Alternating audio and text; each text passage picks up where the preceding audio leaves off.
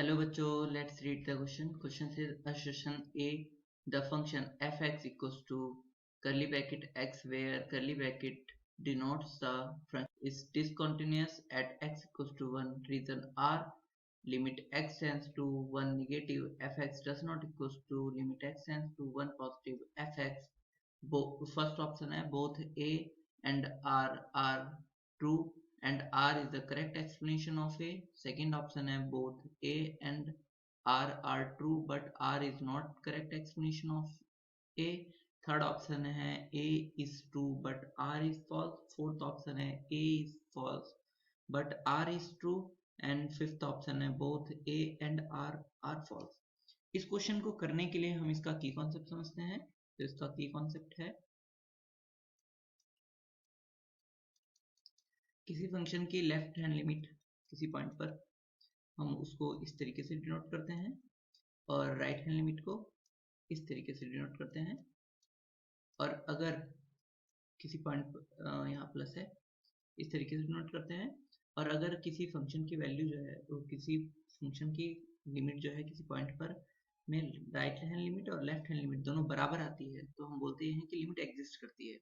और अगर और फाइनाइट भी हो और अगर ये वैल्यू जो है वो फंक्शन के एफ ए के बराबर है, मतलब उस पॉइंट पर फंक्शन की वैल्यू के बराबर है, तो यहाँ पर हम इस फंक्शन को क्या बोलते हैं, ये कॉन्टिन्यूस भी है.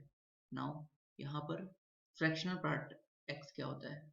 इस फ्रैक्शनल पार्ट को समझने के लिए हम करली एग्जांपल का यूज कर लेते हैं. तो जैसे 2.1, तो जो फ्रैक्शन पार्ट हो गया वो यहाँ पर 0.1 हो गया, तो इसका फ्रैक्शन पार्ट कितना हो गया 0.1.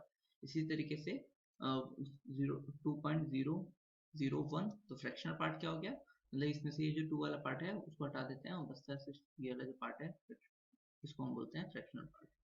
तो नाउ यहाँ पर ये फ्रैक्शन जो एफ एक्स डिफाइन है ये फ्रैक्शनल पार्ट है. तो क्वेश्चन में कह रहा है कि असर्शन है A, the function f x equals to curly bracket x where curly bracket x denote the fractional part function is discontinuous at x equals to 1. तो हम इसे चेक करते हैं. तो इसका ग्राफ कैसा होता है, इसका ग्राफ कुछ ऐसा होता है. तो हमें ये समझ में आ रहा है कि फ्रैक्शनल पार्ट जो है ये कभी भी 1 से बड़ा नहीं हो सकता, हमेशा 1 से छोटा ही रहेगा. और 0 हो सकता है, जैसे कि अगर 2 ही होता तो यहाँ पे फ्रैक्शनल पार्ट क्या हो जाता, 0 हो जाता. तो इसकी वैल्यू हमेशा क्या होगी, अगर x की वैल्यू 0 और 1 के बीच में है तो इसकी वैल्यू जो है 0 से 1 तक होगी. और अगर फिर क्या होगा कि जैसे ही इसकी वैल्यू 1 हो जाएगी तो इसकी वैल्यू कितनी आ जाएगी 0. अगर 0 और 1 के बीच में जो भी लेंगे इसकी वैल्यू इस तरीके से, फिर 1 पे इसकी वैल्यू 0 हो जाती है.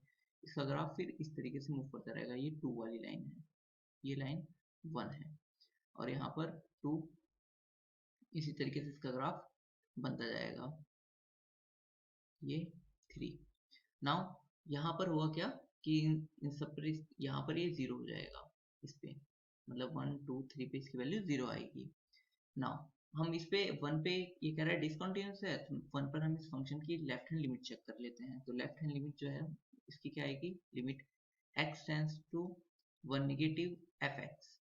तो ये क्या हो जाएगा, हम अगर fx में लेफ्ट हैंड साइड से मूव करें, मतलब इस तरफ से मूव करें, तो ये किस पॉइंट पे मूव पहुंचेगा, ये 1 पर टेंड्स करेगा. तो ये टेंड कर रहा है 1 पर. हाँ, और अगर हम इस तरीके से 1 पे इस तरफ से मूव करें तो किस पॉइंट पे जा रहा है 0 पर, इस पॉइंट पर. तो राइट हैंड लिमिट क्या हो जाएगी, यहाँ पे left hand limit 1 and limit x tends to 1 positive fx equals to क्या हो गया 0. तो जो राइट हैंड लिमिट 0 आ गई तो हम क्या बोलेंगे कि limit x tends to 1 negative fx left hand limit does not equals to right hand limit, बराबर नहीं है. इसकी वजह से क्या हो गया, इस पॉइंट पर लिमिट एग्जिस्ट नहीं करेगी 1 पर और ना ही इस पॉइंट पर क्या होगा कॉन्टिन्यूअस होगा. तो ये क्या हो गया, ये डिसकंटिन्यूअस हो गया 1 पर. तो हमारा फर्स्ट जो असर्शन है ए वो तो करेक्ट हो गया. एंड रीजन देखते हैं. तो रीजन आर जो है limit x tends to 1 negative fx does not equals to limit x tends to 1 positive fx. तो रीजन भी करेक्ट हो गया क्योंकि इसी वजह से.